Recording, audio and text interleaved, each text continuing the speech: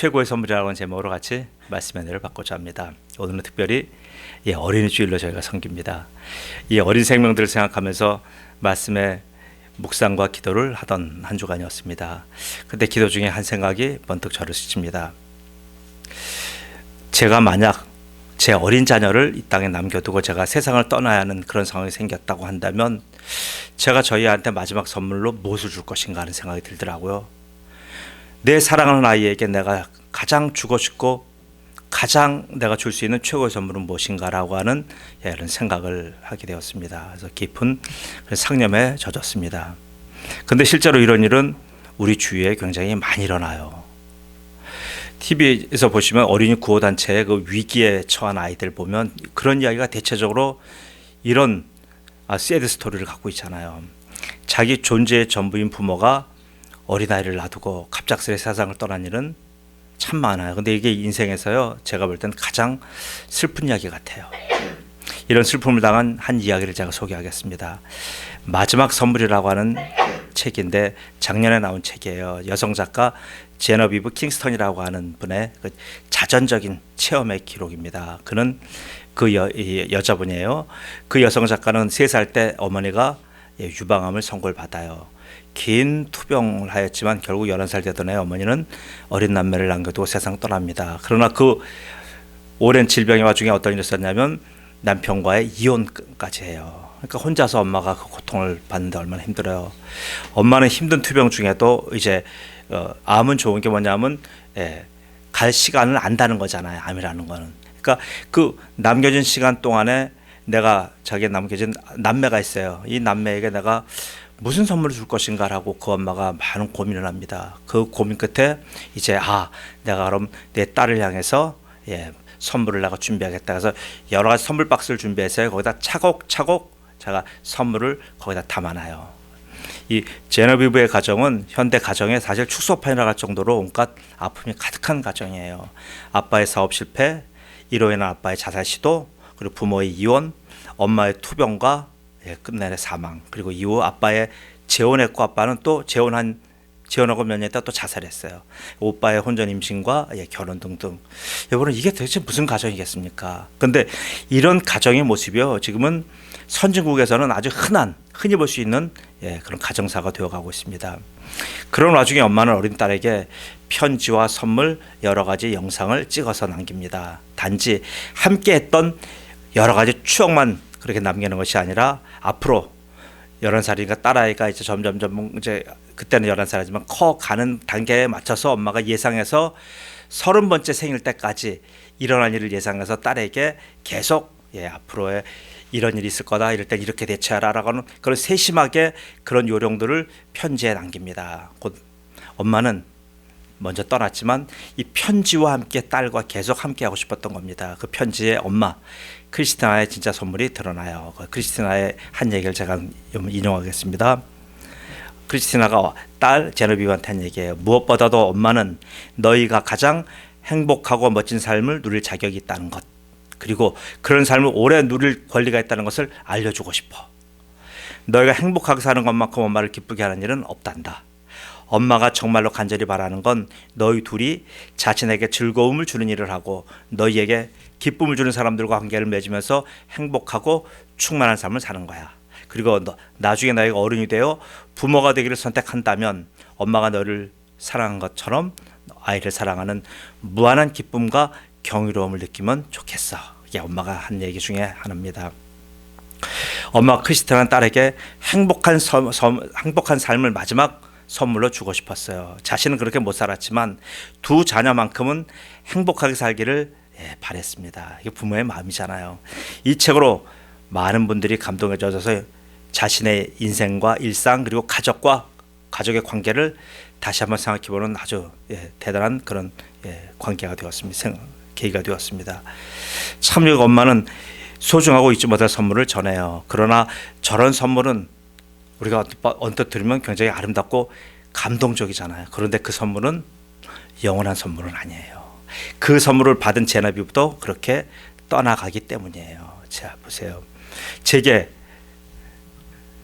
우리 아이들에게 남길 최고의 선물을 묻는다고 한다면 저는 오늘의 본문 말씀을 전하고 싶어요. 오늘 본문 말씀이 주시는 선물을 제가 한번 보겠습니다. 그 선물의 첫 번째는 바로 뭡니까? 이 본문 말씀을 제가 가지고 이제 해석한 결과 첫 번째 여기서 여러분을 주고 싶은 선물은 바로 일상의 원리입니다. 모든 인생들은 어떤 특별한 일들을 꿈꾸잖아요. 그러나 보세요. 여러분, 특별한 일들은 어느 날 갑자기 번개처럼 오는 게 아니에요. 일상의 원리로 성실하게 살아가는 사람들에게 오는 정말 특별한 경험이잖아요. 평상시 그렇게 살지 않으면서 어떻게 그런 특별한 일들을 기대하겠습니까? 물론 기대도 할 수 있고요. 꿈을 꿀 수 있어요. 그건 본인의 자유예요. 그러나 그렇게 살지 않으면서도 계속 꿈만 꾼다고 한다면 그건 뭐 어때요? 뜬구름 잡는 거나 똑같아요. 행복은 어디서 나옵니까? 일상에서 나오는 거예요. 행복은 일상의 연속이기 때문에 그래요. 크리스티나가 가장 아쉬워했던 부분이 바로 이 일상이잖아요. 다른 어떤 특별한 것도 이 평범한 일상을 능가할 것은 아무것도 없습니다. 저는 우리 아이들이 무엇보다도 이런 평범한 일상의 행복을 끝까지 계속 누렸으면 저는 좋겠습니다. 저는 우리 아이들이 평상시의 일상이 어느 특별한 어느 한 날보다도 더 행복한 것임을 애들이 좀 알았으면 좋겠습니다. 특별한 날만 좋은 게 아니고요. 무슨 뭐 데뷔했다, 무슨 상을 받았다, 이런 특별한 날만 좋은 게 아니고요. 그냥 일상이 제일 좋은 거다라는 걸 깨달았으면 좋겠습니다. 여보세요? 일상은 매일이잖아요. 그 매일은 어때요? 우리가 이제 도용으로 얘기를 한다면 일상은 매일 선이에요. 선과 같고요. 면과 같고 입체와 같아요. 근데 특별한 일은 점 같아요. 점 같아서 너무 빨리 순식간에 지나갑니다. 우리는 알잖아요. 한 끼의 외식보다는 평상시에 집밥이 더 소중한 건 아닙니까? 그래서 점의 축복보다는 사실 저는 선의 축복을 여러분에게 권면하고 싶습니다. 점을 추구하는 인생은 그 오르기도 힘들고요. 막 올랐다 하더라도 순식간에 지나가요. 지난 후에는 또 어떤 나름대로 후유증을 많이 남겨요. 그래서 점 같은 특별한 것을 추구하는 인생은요, 우리가 생각하는 것만큼 그렇게 행복하지 않아요. 잘 나가는 인생들 좀 많이 만나보면요, 행복하지 않아요. 오히려 평범한 삶이라 할지라도 일상이 끊기지 않고 하나님이 주신 생을 이렇게 평상적으로 누리는 사람들이 더욱 행복합니다. 전도서 2장 24절이에요. 사람이 먹고 마시며 수고하는 것보다 그의 마음을 더 기쁘게 하는 것은 없나니 내가 이것도 본즉 하나님의 손에서 나오는 것이로다. 얼마나 알잖아. 전도서의 기자는 아는 거예요. 구약의 족장들이 받은 복이 다 이런 거예요. 근데 우리는 특별한 복만 자꾸 추구하는 거예요. 일상의 복은요, 기본적인 복이고 기초적인 복이지만 이것은 필수적인 복이에요. 지금 엄마 크리스티나가 이 복을 못 받은 거 아니에요. 그러니까 이렇게 안타깝게 편지를 남기고 가잖아요. 저는 우리 아이들에게 오늘 이런 일상의 복이 매일매일 차고 넘치기를 축복합니다. 자, 본 말씀이 주시는 두 번째 원리예요. 두 번째는 바로 말씀의 원리입니다. 첫 번째는 일상의 원리고 두 번째는 말씀의 원리입니다.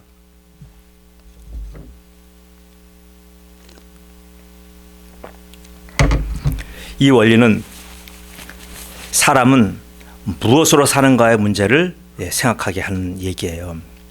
톨스토이의 단편 사람은 무엇으로 사는가의 그 내용이 있어요. 제가 간략하게 설명해 드릴게요. 러시아에 가난한 구두수성공 시몬 부부가 살고 있어요. 러시아의 겨울은 어느 정도로 춥다면 가족 없인 살아도 외투 없이는 못 산다고 할 정도로 엄청나게 추운 때입니다. 그 구두수성공 시몬에게는 이상한 연고로, 제가 중간에 많이 이제 짜는 거예요. 근데 길기 때문에 이상한 연고로 길바닥에서 만난 구두 수성공의 조수가 한 명 있어요. 그 조수의 이름은 미하일이라고 하는 남자예요. 미하일은 손재주가 굉장히 뛰어났습니다. 그 덕분에, 미하일 덕분에 자기가 수선하면 신발 하나 갖고 일주일 걸 걸 미하일이 하면 하루에 몇 켤레도 해요. 그 덕분에 많은 돈을 벌게 되었습니다. 그런데 미하일은 말이 없어요. 웃는 것도 본 적이 없어요. 그런데 그가 어쩌다 가끔 웃을 때가 있어요. 이상하다. 그 시몬은 생각해요. 총 쉬어봤더니 미하일이 3번 웃은 거예요. 자기를 만나서. 그런데 어느 날 갑자기 시몬이 그 시몬에게 이 미하일이라고 하는 조수가 작별을 구해요. 사장님, 저 이제 그만 저는 떠나야 되겠습니다. 그러니까 시몬은 자기한테 너무나 많은 막대한 이득을 가져다 준 이 조수가 사라진다고 하니까 너무 아쉽잖아요. 너무 안타깝잖아요. 그러면서 근데 어떻게 붙잡을 수 없잖아요. 근데 구두성 시몬이 하나를 그럼 물어봐요. 내가 그럼 자네가 떠나가기 전에 내가 한 가지 묻고 싶은 게 있습니다.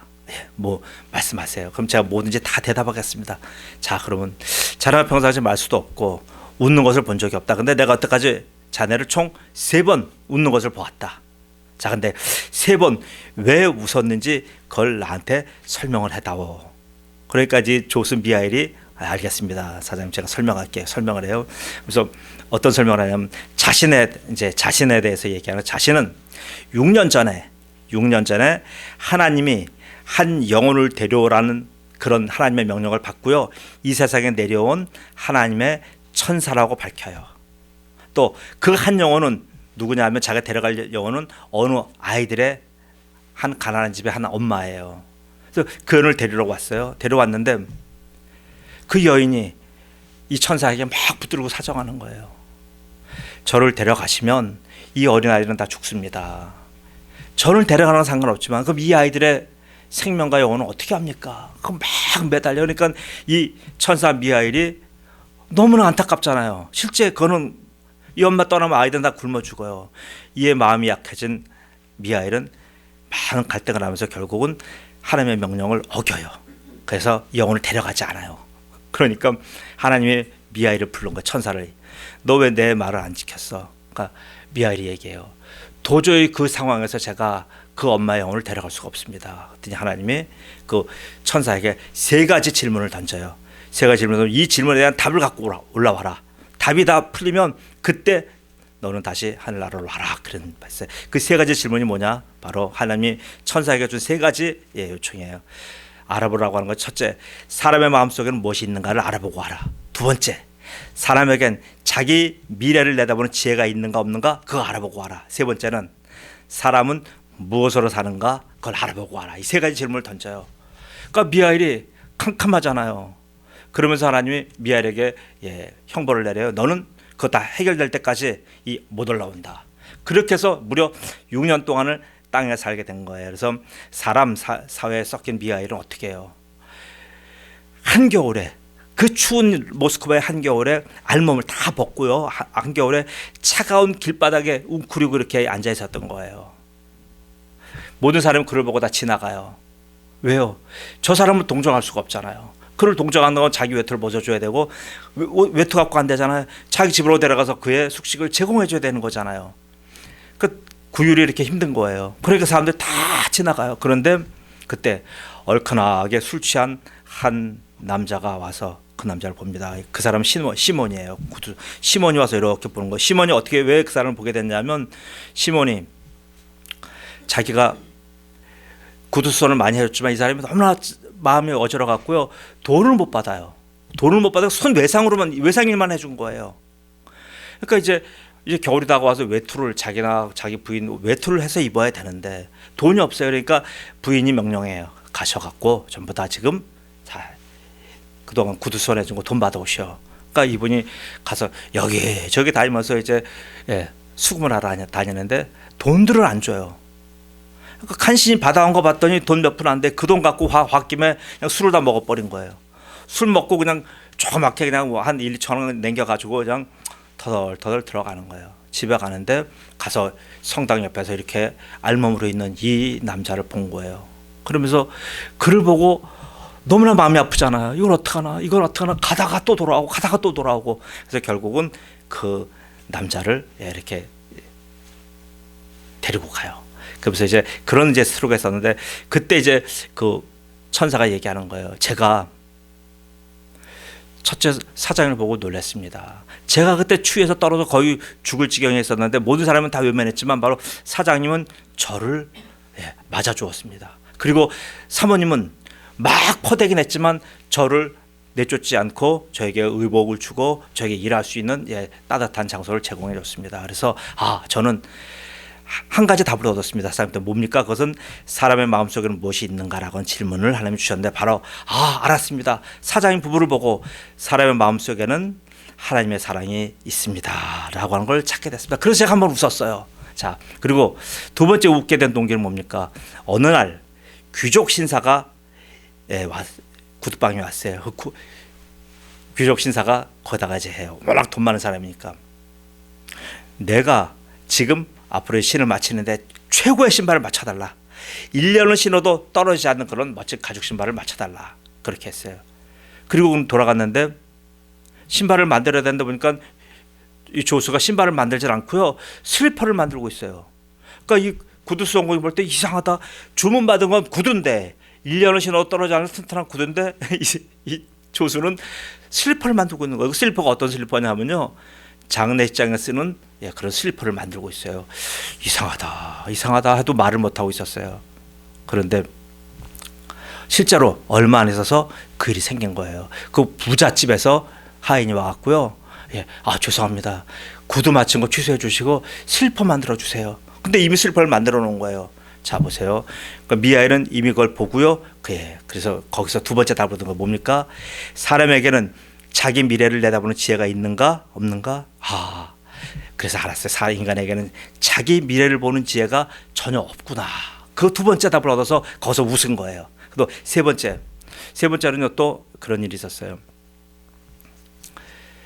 그 동네에 일어난 일이에요. 어느 이제 부인이 있는데, 이 부인은 자기 아이가 없어요. 없는데 길 가다가 이렇게 지금 워낙 못 사는 나라였으니까 그 못 사는 아이들 중에서도, 가난한 아이들 중에서 멀쩡한 애들은 많이 데려가요. 그러나 거기서 장애인 애들은 데려가질 않아요. 그런 장애인 애들을 보고요, 엄마가 너무나 불쌍해서 데려다 키워요. 1명, 2명 뭐 이렇게 데려다 키우는 거예요. 자기도 어려우면서. 그 힘든 가정에 모든 사람이 외면하는 그런 장애인 아이들을 데려다 키우는 거예요. 그때 미하엘이 그 장면을 보고 세 번째 답을 얻는 거예요. 사람은 무엇으로 사는가에 대한 답을 얻은 거예요. 사람은 무엇으로 사는가?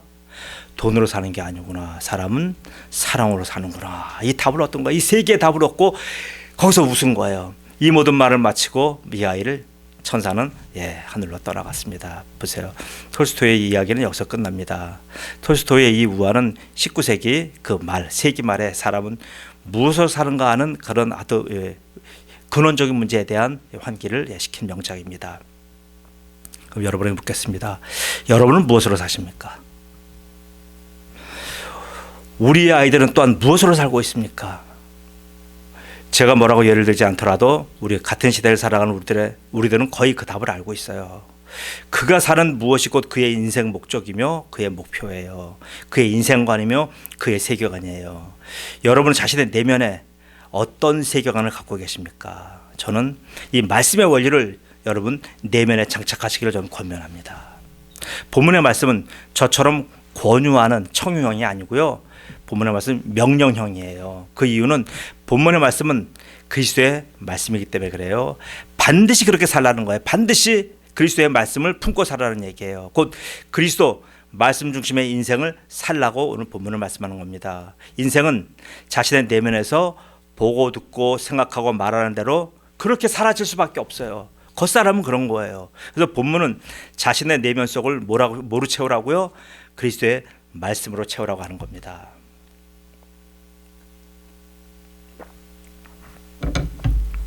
그리스도의 말씀으로 이 내면을 채우면 어떤 현상이 일어나냐면요, 그 말씀으로 비롯되는 은혜가, 여러분 나이아가라 폭포 했잖아요. 나이아가라 폭포 물 떨어지는 것처럼 그렇게 막 은혜가 넘쳐나는 거예요. 그게 본문에 나온 풍성이라고 하는 의미예요. 풍성이 빈곤함이 아니라 계속 쏟아지는 거예요. 그리스도의 말씀이 그 속에서 풍성이 거하게 되면 그에게서 뭐가 나와요? 지혜가 막 폭포처럼 쏟아져요. 여러 가지 가르치는 은사가 쏟아져요. 권면이 쏟아져요. 시와 찬송과 신령한 노래가 하나님을 찬양하는 일들이 막 내면에서부터 터져 나오는 거예요. 여러분, 슬프고 외롭고 병든 사람한테서 이런 모습 보입니까? 아니에요. 지금 이 모습은 가장 행복한 사람의 모습이에요. 이것이 바로 어떤 사람이냐면 그리스도의 말씀 중심으로 사는 사람의 행복인 거예요. 자, 세 번째, 본문이 말씀은 세 번째입니다. 그것은 바로 주 예수 이름의 원리입니다. 여러분, 이름은 뭐예요? 이름은 인격이잖아요. 최후로 남은, 여러분 생각할 거예요. 저 사람은 어떤 사람이다. 근데 제 이름은 제 인격이에요. 예수님의 이름은 예수님의 인격이고요. 예수님의 인격은 뭐예요? 예수님의 사역과 예수님의 말씀이 그 안에 다 포함되어 있는 거예요. 곧 예수 그 이름에는 성도를 향한 하나님의 모든 은혜와 축복이 그 이름에 다 담겨 있어요. 그래서 마태복음 1장 21절에 아들을 낳으리니 이름을 예수라 하라. 이는 그가 자기 백성을 그들의 죄에서 구원할 자심이니라. 이분이 바로 예수님이에요. 그는 그 이름에 뭐예요? 구원자라고 이미 박혀 있잖아요. 그러니까 예수님을 우리가 부른다는 것은 나는 내 인생을 구원할 능력이 없습니다. 내 인생의 구원자는 오직 예수님입니다. 이 고백이에요. 예수님을 우리가 부른다는 것은. 그래서 우리의 입술로 예수님을 부르고 우리의 입술로 예수님을 찬양하는 것은 뭐예요? 이것을 예배라고 하는 거예요. 그래서 이 예배를 로마서 10장 1절에 이걸 뭐라고 표현하면 우리가 드릴 영적 예배라고 표현하는 겁니다. 예배 한 단어로 예배를 줄인다고 하면 예수님이에요. 예배는요. 그래서 예배의 중심은 예수님입니다. 예수님이 예배의 중심이란 말은 곧 예배는 구원의 잔치라고 하는 의미예요. 왜? 구원자가 오셔서 우리가 잔치하는 거니까 구원의 잔치잖아요. 그래서 예배에는요 항상 구원이 선포되는 거예요. 구원이 확증되는 거예요. 예배는요. 이것이 결여된 예배는요 성경적인 예배가 아닙니다. 예배에서 아무리 좋은 영향을 받고요, 아무리 은혜를 받고요, 아무리 좋은 멋진 일들 막 된다 할지라도요 구원이 선포되지 않는 예배는 죽은 예배예요. 여러분 이런 예배 많아요. 이런 예배 부러워하시면 큰일 납니다. 그래서 예배는 항상 예수님의 이름으로 올려지는 거예요. 예수님을 통해서 우리가 삼위일체 하나님을 만나게 되는 겁니다. 여기까지는 모든 성도들이 다 잘 알고 있고 잘 하고 있어요. 근데 문제는 예수 그 이름으로 하나님께 예배 드린 이후에 문제예요. 문제가 그 다음에 예배 잘 드리고 돌아가요. 돌아갈 때 어때요? 그 예배에 쓰였던 예수라고 하는 이름을 여러분 가져가십니까? 아니요. 대부분 교회에다 두고 가요. 그 다음부터는 내 이름으로 살아요. 내 이름 석자 갖고 살아요. 왜 예수 이름을 안 가져가십니까? 예수 이름에는요 내가 알 수 없는 권세가 있고 능력이 있어요. 마태복음 28장 18절 예수께서 나와 말씀하여 이르시되 하늘과 땅의 모든 권세를 내게 주셨으니 예수님의 그 이름 속에는 그 권세가 다 들어있는 거예요. 그런데 우리 성도들은 그 이름이 너무나 거룩해서인지 자신의 일상으로 그 이름을 데려갈 생각을 안 해요. 식사할 때는 어쩌다 그 이름을 부르는 정도예요. 곧 모든 일상을 예수님의 이름과 무관하게 살아가요. 자기 이름으로 살아가요. 이 모습이 성도의 삶이라고 할 수 있습니까? 이건 큰 비극이에요. 그래서 본문이 말씀하시는 예수님의 이름의 참 의미는 뭐예요? 바로 동행인 거예요. 이름을 사용한다는 것은 그분과 함께 살고 그분과 함께 행동하는 것을 의미합니다. 마태복음 1장 23절에 보라 처녀가 잉태하여 아들을 낳을 것이요 그 이름을 임마누엘이라 하리라 하셨으니 이를 번역한즉 하나님이 우리와 함께 계시다 함이라. 보세요. 여러분 묻습니다. 여러분 예수님과 어디까지 동행하여 보셨습니까? 여러분은 예수님의 이름을 어디까지 사용해 보셨습니까? 평상시 사용하지 않다가 사용할 때 있어요. 내가 수술하러 갈 때. 그때 교회라도 조금이라도 다녔던 분들은 무조건 예수님 이름 찾게 돼 있어요. 아니 그때 그 수술실에 아무도 못 들어가는데 자기가 그때 누구를 의지할 거예요? 그럴 때 긴급할 때는 사용하는데 왜 평상시에는 예수 이름을 사용하지 않느냐는 말이에요. 곧 예수 이름의 권세를 여러분 어디까지 사용해 보셨나요? 오늘 본문 말씀에는 성도의 매일상에서 매일의 관계에서 전부 주 예수님과 동행하라고 분명히 명령하고 있는 거예요. 예수 그 이름을 예배할 때만 쓰고 식사 기도할 때만 쓰는 그런 의례적인 관용구가 아니라는 의미예요. 사실은 여러분 제가 여러분한테 그런 말할 입장이 못 돼요. 제가 그렇게 살았습니다. 제가 예수 그 이름으로 이름을 제한적으로만 사용했어요. 제가 예수의 이름으로 살지 않았습니다. 불신앙도 이런 불신앙이 없었고 불순종도 이런 불순종이 없었어요. 어떻게 보면 제가 젊은 시절에 예수 그 이름을 제가 좀 부끄러워했던 것 같아요. 사실은 그 이름을 사용할 만큼 제가 그렇게 떳떳하게 살지 않았던 거예요. 제 육신의 이름을 사용해야만 편안한 그런 삶을 제가 사는 거예요. 제가 술 마시는데 예수의 이름 갖고 술 마실 수 없잖아요. 근데 제 이름 갖고 제가 술 마신 거예요. 그리스도의 사람은 육신의 그림이 이미 어떻게 돼요? 죽은 자, 이미 바뀐 자예요. 그래서 이제는 더 이상 예수 이름으로 살아가는 자는 혈과 육으로 살아가는 존재가 아닌 거예요. 그래서 고린도전서 15장 50절에 뭐라고 말씀하시냐면 형제들아 내가 이것을 너희에게 말하노니 혈과 육은 하나님 나라를 이어받을 수 없고 또한 썩는 것은 썩지 아니하는 것을 유업으로 받지 못하느니라. 여러분 제가 말하는 부끄러운 인생을 살았었습니다. 여러분을 고백합니다. 과거의 제 이름은 뭐였어요? 과거의 제 이름은 혈과 육이었어요. 혈과 육으로 제가 사느니 얼마나 제 주위에 있는 분들이 피곤했겠습니까? 반면에 그리스도의 이름은 뭐예요? 임마누엘이에요. 임마누엘 동행이에요. 과연 어느 이름으로 살아야 행복하겠는지 한번 생각해 보세요. 예, 혈과 육으로 살아야 행복한지 임마누엘의 이름으로 사는지 행복한지 여러분 생각해 보십시오. 자, 사랑하는 일베 성도 여러분, 특별히 어린이를 포함한 다음 세대 여러분, 제노비브 킹스턴이 사는 인생에 그의 엄마 크리스티나는 자신의 생의 마지막 선물을 다 주고 떠났어요. 그 선물은 너무나 귀한 선물이에요. 그러나 그 선물의 효력은 이미 다 끝났습니다. 왜냐하면 그것은 마지막 선물이었지만 최고의 선물은 아니었기 때문에 그래요. 최고의 선물은 뭐예요? 그 선물 안 주는 게 최고의 선물이에요. 그렇지 않습니까? 그 선물을 안 주고 그 아이와 엄마가 계속 사는 게 이게 최고의 선물이잖아요. 근데 선물을 주었다는 것은 이미 그 선물이 의미 있는 선물이고 아름다운 선물이지만 그건 더 이상 최고의 선물이 아닌 거예요. 그러나 저는 오늘 제가 여러분에게 드리는 선물은 마지막 선물이라기보다는 최고의 선물을 드리고 싶은 거예요. 그건 제가 드리는 선물이 아니라 우리 주님이 여러분에게 주시는 선물이기 때문에 그래요. 우리 주님이 주시는 선물은 뭐예요? 최고의 선물인 거예요. 근데 그 최고의 선물은 뭐예요? 사실 왜 최고의 선물이라고 하냐면요, 이것은 유효기간이 없어요. 이거는 영원한 선물이기 때문에 그래요. 최고의 선물이 어느 한 점에서 딱 끝나는 것이라고 한다면 영원까지 이 선물이 우리와 함께 끝나는 것이 아닙니다. 최고의 선물은 어느 경제부터 다 끝났다. 그게 무슨 최고의 선물이에요?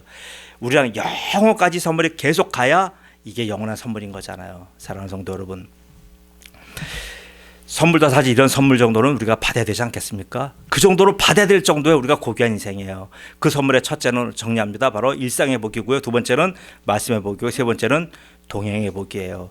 이 모든 것은 따라오지 않습니다. 오직 그리스도 한 분이 주시는 선물이에요. 너무나 편하잖아요. 그 한 분만 만나면 이런 복이 다 와요. 이것을 제가 한 문장으로 표현하겠습니다. 오직 내가 그리스도와 함께 십자가 못 박혔나니 그러지 이제는 내가 사는 것이 아니요 오직 내 안에 그리스도께서 사시는 것이라. 이제 내가 육체 가운데 사는 것은 나를 사랑하사 나를 위하여 자기 자신을 버리신 하나님의 아들을 믿는 믿음 안에서 사는 것이라. 갈라디아 2장 10절이에요. 그러므로 이제는 여러분의 삶에서 무엇을 하든지 말이나 일이나 다 주 예수의 이름으로 하시기를 간절히 축원하옵나이다. 아멘. 기도합니다. 아버지 하나님을 감사합니다. 아버지 하나님,